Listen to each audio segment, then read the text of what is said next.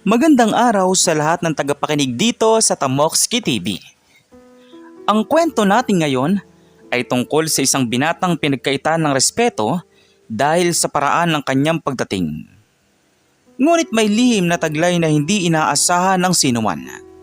Isang kwento tungkol sa paghusga batay sa panlabas na anyo at ang aral na maaaring mabuhay tayo dahil sa mga pagkakamaling ito.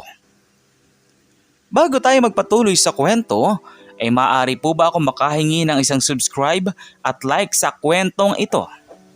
At sinisigurado ko pong darating sa inyo ang napakalaking blessings. Kaya hindi ko na po patatagalin ito at simulan na po natin. Ito ang umaga ng ika-15 taon na batch reunion ng Section Jade ng Paaralang Mataas ng San Isidro. Ang lugar ng pagtitipon ay ang sikat na Verde Haven Resort. Isang malawak na tanawin ng birding mga puno, malinaw na dagat at mga magagarang cottage na kilala sa buong lalawigan ng Batangas bilang isa sa pinakamahusay na destinasyon para sa mga okasyon. Bumangon ng maaga ang mga dating magkakaklaseng nasa kanilang mga 30s na ngayon. Ang karamihan ay naganda ng kanilang pinakamagagandang damit. Nagpa-check up ng kanilang mga sasakyan at inayos ang kanilang mga regalo o handa para sa kanilang mga kaibigan.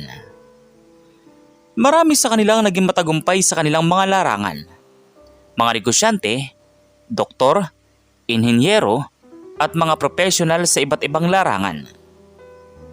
Sa labas ng resort, simula ng umaga pa lang ay dumating na ang mga unang bisita. Hoy, mga kaibigan!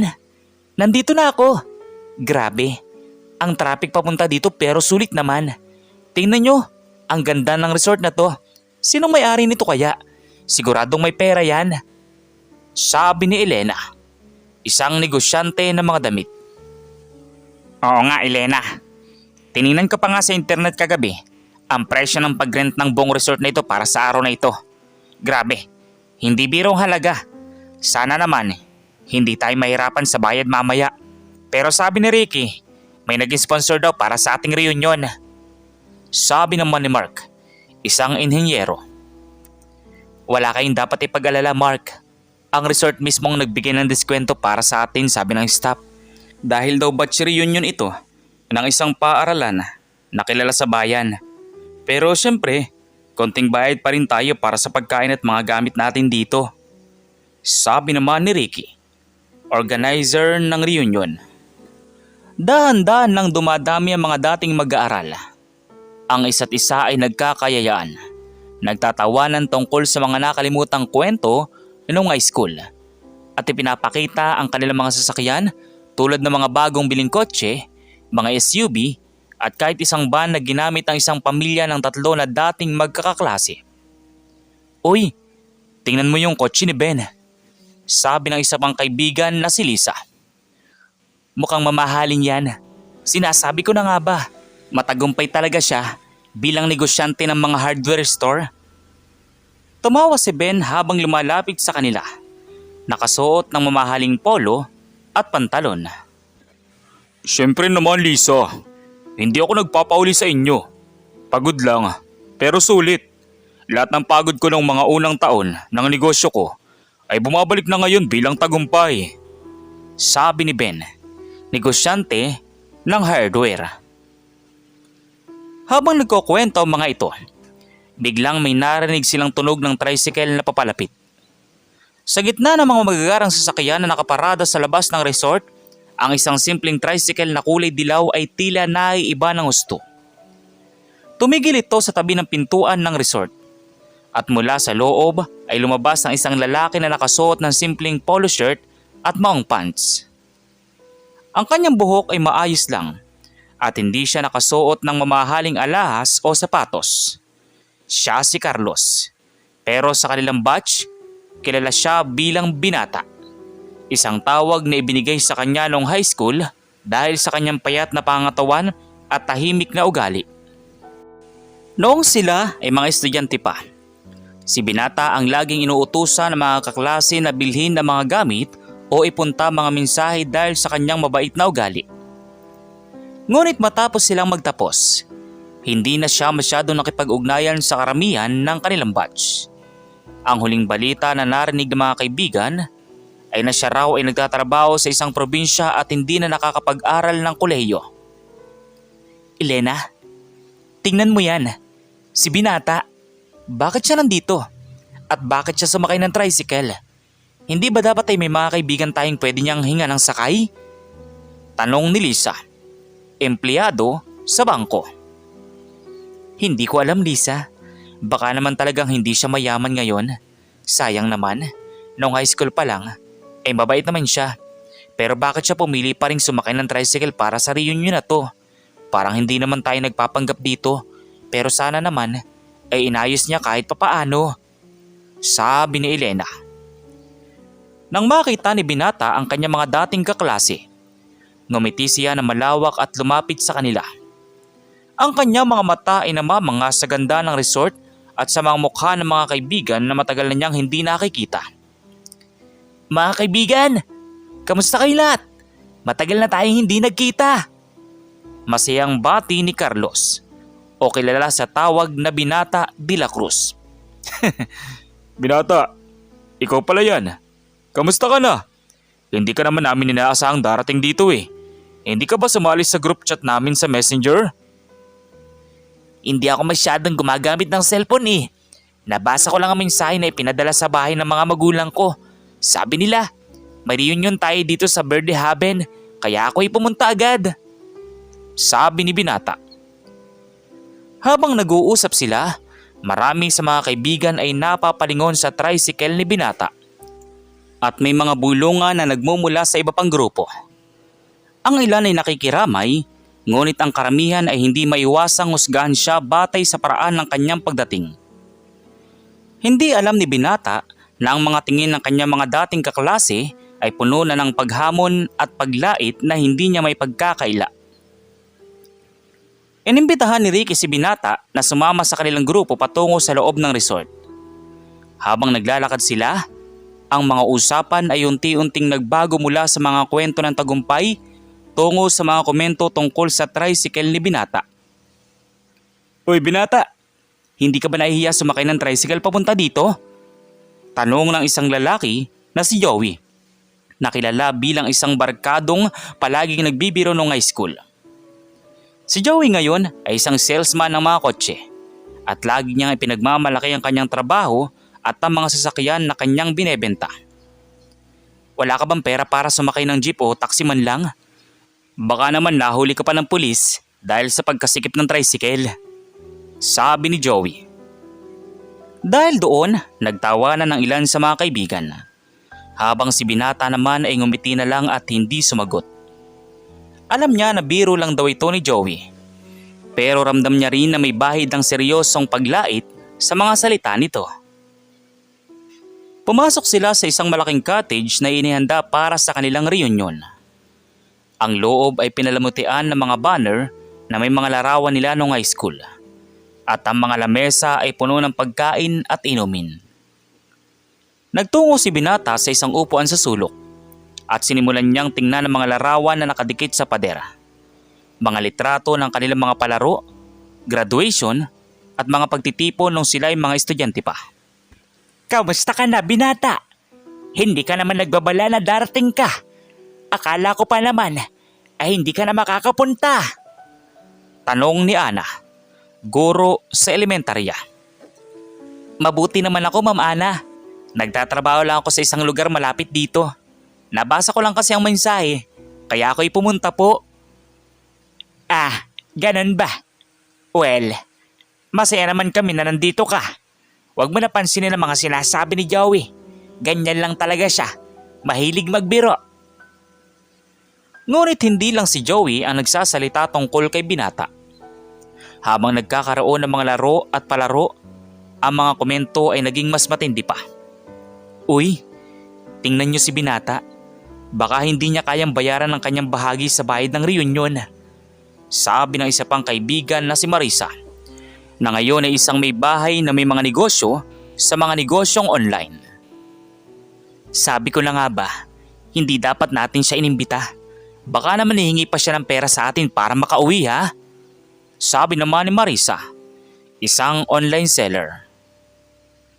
Nagtawanan ulit ang mga ito at si Binata ay narinig ang kanilang mga boses kahit na nasa sulok siya. Ngunit hindi niya ito pinapakita sa muka. Patuloy lang siyang umiti at nakikinig sa mga kwento ng iba. Nagsimula na silang kumain. At habang kumakain ay nagkwento ang mga kaibigan tungkol sa kanilang mga tagumpay. Si Elena ay nagkwento tungkol sa kanyang mga tindahan ng damit na ngayon ay may 5 na sa buong lalawigan. Si Mark naman ay nagkwento tungkol sa mga proyekto niya bilang inhinyero, kabilang na ang pagtatayo ng mga gusali sa Maynila. Si Ben ay nagkwento tungkol sa kanyang mga hardware store na ngayon ay may mga sangay na sa iba't ibang bayan. Habang sila ay nagkukwento, tumingin si Joey kay Binata at ngumisi. Ikaw Binata, ano naman ang ginagawa mo ngayon? Baka naman nagtatrabaho ka pa rin bilang tendero sa palengke ha? O kargador sa pier? Mas lalong tumindi ang tawa ng mga kaibigan. At ang ilan ay napatingin kay Binata na ngayon ay tahimik na lang na kumakain. Si Ana ay gustong sumagot para kay Binata. Ngunit hinawakan siya ni Ricky sa braso at tumikim na lamang. Hindi naman Joey. Nagtatrabaho ako sa isang lugar na malapit dito. Wala lang naman ako masyadong trabaho kaysa sa inyo. Pero masaya naman ako sa kung anong meron ako. Sabi ni Binata. Hay nako Binata. Kailan ka ba matututo na magsikap para makapagkaroon ka ng magandang trabaho at sasakyan? Hindi pwedeng palaging ganito ka lang. Baka hindi ka makakahanap ng asawa kung ganito ka. Nagtawanan ulit ang mga ito at si Binata ay tumikim na lamang. Alam niya na hindi niya kayang ipagtanggol ang sarili dahil sa mga salita ng kanyang mga kaibigan. Ramdam niya ang kahihiyan at kalungkutan. Ngunit pinili niyang tiisin na lang ito dahil alam niya na ito ay reunion ng kanilang batch at gusto niyang makasama ang kanyang mga dating kaibigan. Habang patuloy silang nagkukwento at nagtatawanan, hindi nila alam na may isang lalaki na nakatingin sa kanila mula sa malayo. Siya ay si Mang Roberto, ang pangalawang manager ng Verde Haven Resort at matagal nang kilala si Binata.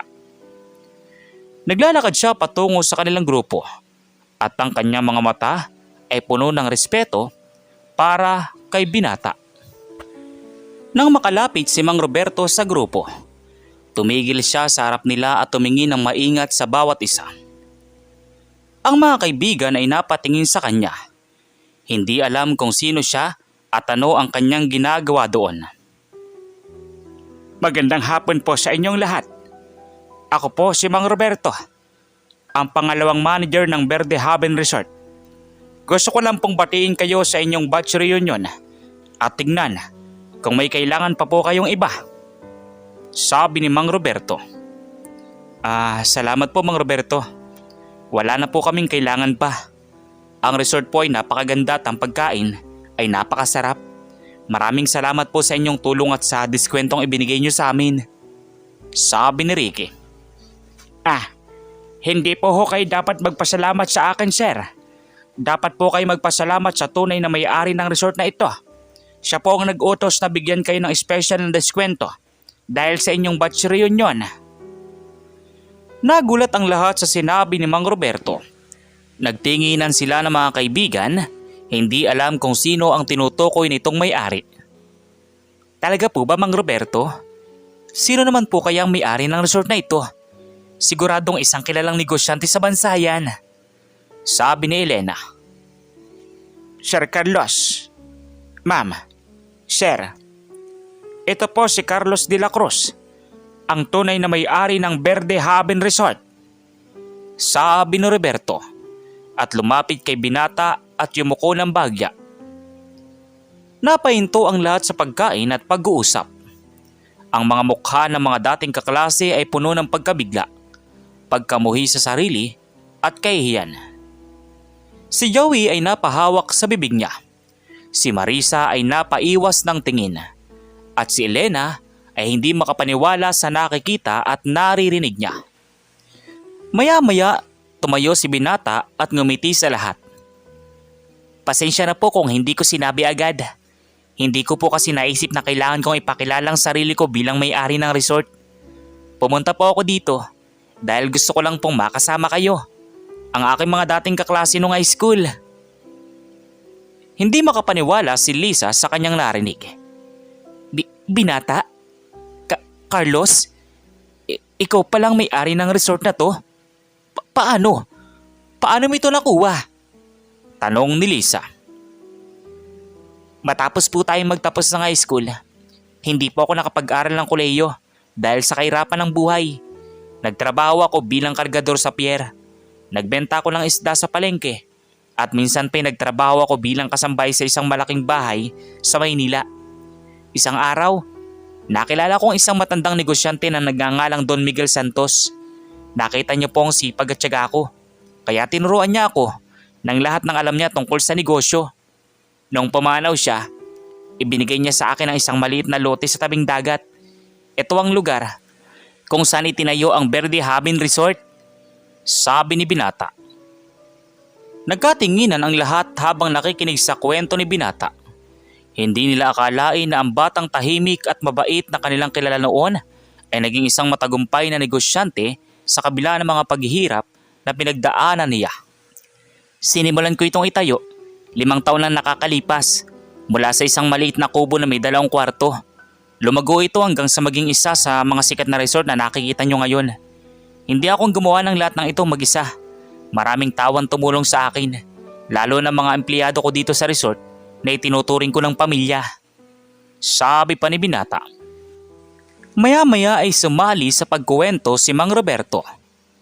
Totoo po iyon mga ma'am, sir. Si Sir Carlos po ay hindi lang isang may-ari. Isa rin pong mabuting tao na palaging nag-aalala sa kapakanan ng kanyang mga empleyado.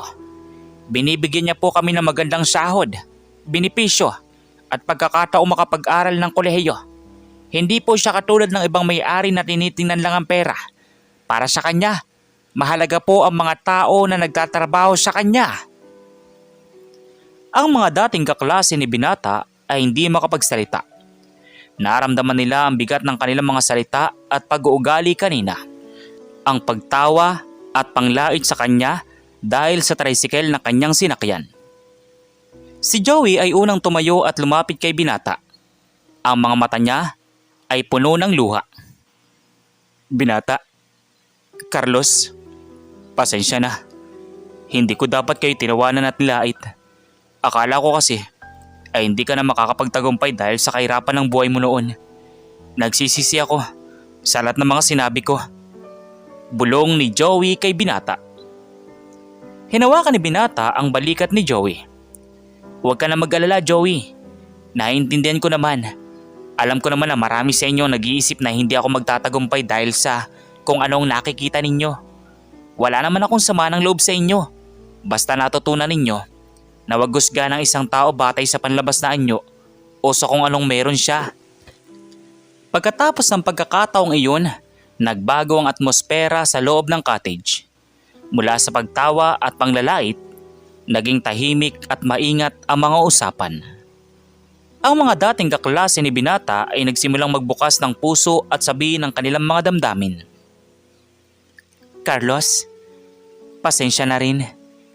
Hindi ko dapat sinabi na hindi ka makakahanap ng asawa kung ganyan ka lang. Mali ako. Ang tunay na tagumpay ay hindi nasusukat sa pera o sa mga gamit na meron tayo, kundi sa uri ng tao, kung ano tayo, sabi ni Marisa.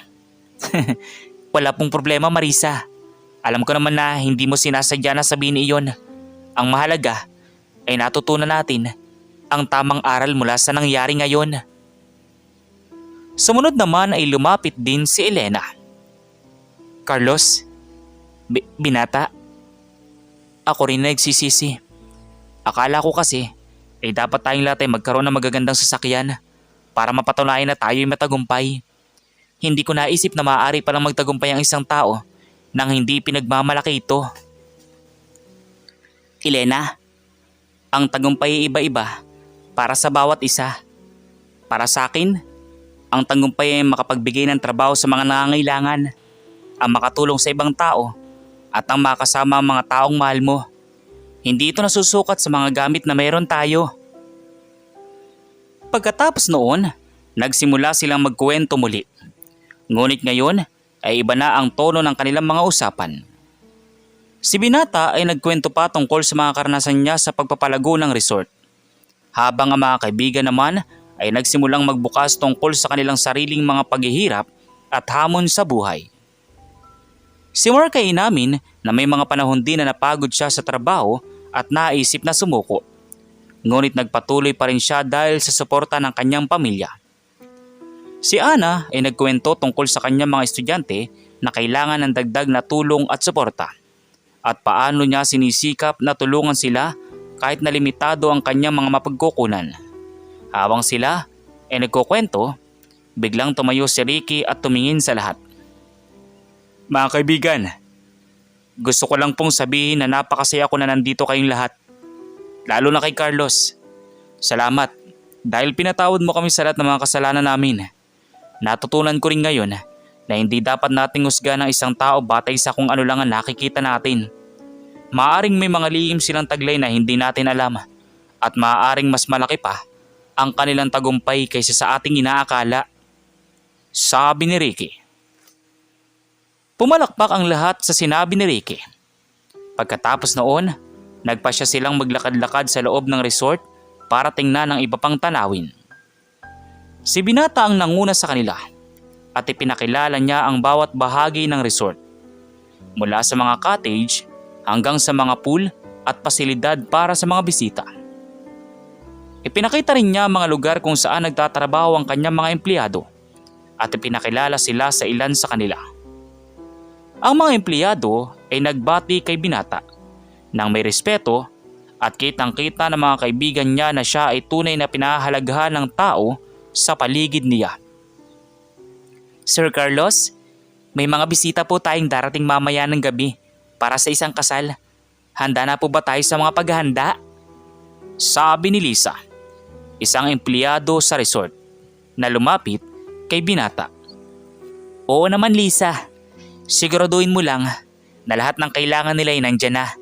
Kung may kailangan pa kayo, sabihin nyo lang sa akin o kay Mang Roberto.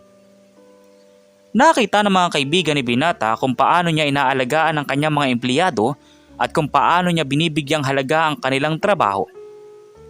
Hindi na sila nagulat kung bakit lumago ang resort sa ilalim ng kanyang pamamahala. Dahil hindi lamang siya isang mahusay na negosyante, kundi isa ring mabuting tao na may puso para sa iba. Pagdating ng gabi, naganda sila ng isang maliit na pagtitipon sa labas ng resort, tabi ng dagat. Ang buwan ay bilog at maliwanag, at ang dagat ay tahimik at kalmado. Naglagay sila ng mga kandila at musika, at nagsimulang kumain at uminom ng mga inumin. Si Binata ay nagbigay ng isang maikling mensahe sa lahat ng kanyang mga kaibigan. Mga kaibigan, ngayong gabi ay napakasaya ko dahil nandito kayong lahat. Maraming salamat dahil pinapatawad niyo ako sa lahat ng mga pagkakamali ko rin noon. Baka naman ay hindi ako naging mabuting kaibigan sa inyo noong high school. Sabi ni Binata. Hindi naman Binata. Ikaw naman ay palaging mabait at mapagbigay sa amin noon. Hindi ka lang talaga masyado nagpapapansin dahil sa iyong katahimikan at ugali. Ngayon naman po, gusto kong bawiin ang lahat ng oras na hindi tayo nagkita. Maaari ba nating gawing regular ang ating batch reunion? Baka naman ay maaari tayong magkita-kita tuwing taon para makita natin kung paano tayo umuunlad at para maibahagi natin ang ating mga kwento sa isa't isa. Agad na sumang-ayon ang lahat sa iminungkahi ni Binata. Sinabi nila na handa silang pumunta sa anumang lugar para sa kanilang reunion at handa rin silang tumulong sa mga gawain para dito. Habang sila ay nagkukwento at nagtatawanan, biglang may narinig silang tunog ng gitara. Si Ben ay kumuha ng gitara mula sa isang empleyado ng resort at nagsimulang kumanta ng isang kanta na kanilang kinakanta noong high school. Sinabihan siya ng lahat at ang kanilang mga boses ay umaalingaw-ngaw sa buong resort. Pagkatapos ng kanta, tumayo si Joey at lumapit kay Binata. Carlos, gusto ko lang sabihin na ikaw ay isang inspirasyon para sa akin. Dahil sa iyo, Natutunan ko na hindi dapat akong humusga ng ibang tao batay sa kanilang itsura o sa kung anong meron sila. Mula ngayon, ipinapangako ko na magiging mas mabuting tao ako at tutulong sa mga nangangailangan. Salamat, Joey. Yan naman ang gusto kong mangyari, na matutunan natin ang tamang aral mula sa nangyari ngayon at maging mas mabuting tao tayo para sa isa't isa. Pagkatapos ng gabing iyon, nagbago ang buhay ng lahat ng dating kaklase ni Binata. Si Joey ay nagsimulang tumulong sa mga nangangailangan sa kanyang komunidad at binigyan niya pa ng mga trabaho ang ilang tao na walang hanap buhay. Si Marisa naman ay nagsimulang ibigay ang bahagi ng kanyang kita sa mga paaralan at ospital sa kanilang bayan. Si Elena ay nagsimulang gumawa ng mga damit na ibinibigay niya sa mga batang mahirap. Si Binata naman ay patuloy na nagpapalago ng kanyang resort at nagbukas pa siya ng isang paaralan para sa mga anak ng kanyang mga empleyado at sa mga batang mahirap sa kanilang komunidad. Sinabi niya na gusto niyang tulungan ng mga bata na makapag-aral at makamit ang kanilang mga pangarap. Tulad ng paano siya tinulungan ng iba pa noong siya ay bata pa lamang. Isang taon ang lumipas at muling nagkita sila para sa kanilang batch reunion. Ngayon ay ginanap ito sa parehong Verde Haven Resort. Ngunit iba na ang tono ng kanilang pagtitipon. Wala ng pagtawa o panglalait, kundi puro pagmamahal, respeto at pagtutulungan sa isa't isa. Si Binata ay dumating pa rin sa reunion gamit ang kanyang tricycle. Ngayon naman ay hindi na siya tinawanan o nilait, kundi binati siya ng lahat ng may respeto at pagmamahal. Alam na ng lahat na ang tunay na tagumpay ay hindi nasusukat sa mga gamit na meron tayo, kundi sa uri ng tao na tayo at sa paraan ng pagtrato natin sa iba. At yun na po ang kwento ni Carlos Binata de la Cruz, isang binatang pinagkaitan ng respeto dahil sa kanyang itsura at paraan ng pamumuhay. Ngunit napatunayan na ang tunay na tagumpay ay nasa loob ng isang tao. Mula ngayon, tandaan natin na huwag nating husgahan ng isang tao batay sa kung ano lang ang nakikita natin. Maaaring may mga lihim silang taglay na hindi natin alam. At maaaring sila pa ang magbibigay sa atin ng pinakamalaking aral sa buhay. Muli po, ako po ay nagpapasalamat sa inyong lahat na nanonood at nakikinig sa kwentong ito dito sa Tamokski TV. Huwag po nating kalimutang mag-subscribe, mag-like at i-share ang kwentong ito. So once again, inuulit ko pong muli, ako si Tamokski TV. Kita-kita po tayong muli sa mga susunod pa nating maraming mga video. Thank you and God bless you all. Peace out.